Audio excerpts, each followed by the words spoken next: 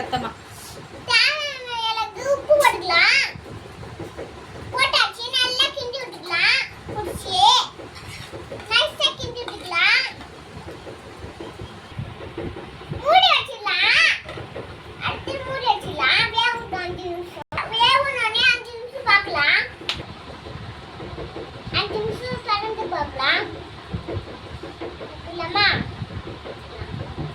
எடுத்துட்டு இங்க வச்சுட்டு கலம்பு கொஞ்சம் மல்லி போட்டு வதக்கிக்கலாம். கலம்பு வேவிச்சு அள்ளி போட்டு இறக்கிக்கலாம். இது வர நீ சாம்பார் ரெடி, வாங்க பார்க்கலாம்.